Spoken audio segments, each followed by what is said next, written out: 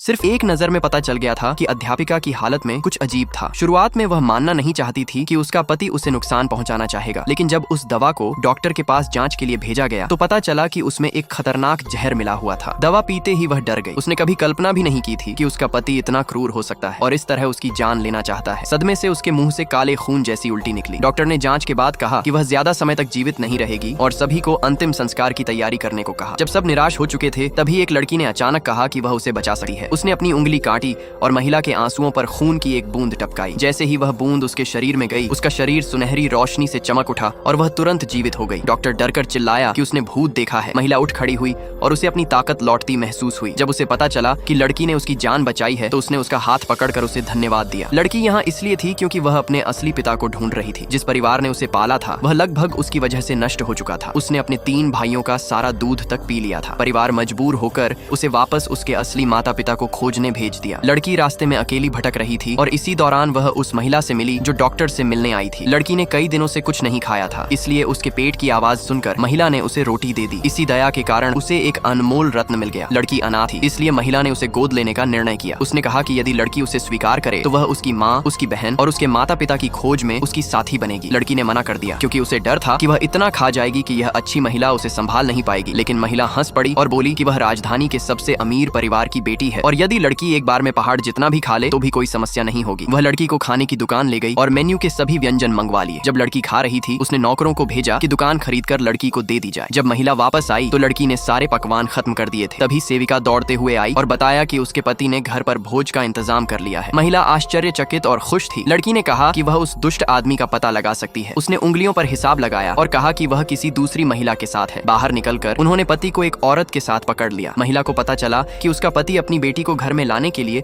अपनी पत्नी और दोनों बच्चों को मारना चाहता था। गुस्से से वह लगभग मर ही गई। लड़की ने अपनी शक्ति से हवा का तूफान बुलाया जिसने आदमी को हवा में उछालकर अधमरा कर दिया। वे घर लौट आए और नौकर अब भी अंतिम संस्कार की तैयारी कर रहे थे। एक दासी ने महिला को देखकर डर के मारे आंखें फाड़ दी। महिला ने कहा कि उसके पति को डर गया होगा और अंतिम संस्कार की तैयारी चल रही होगी। लड़की सड़क पर पहुंची जहां तूफान के कारण लोग इकट्ठे हो गए। तभी मार्किस वापस आया। अपनी मौत की अफवाह सुनकर वह गुस्से से पागल हो गया और पूछा कि किसने झूठ फैलाया। लड़की ने कहा कि यहाँ भूत है, जिससे सब पीछे हट गए। महिला ने दुख भरी आवाज में कहा कि यदि मार्किस के पास कोई शिकायत हो तो वह कहे। आदमी ने समझा कि उसकी पत्नी उसके सामने खड़ी है। लड़की ने जादू से आदमी को चुप करा दिया और सबके सामने उसे अपमानित किया।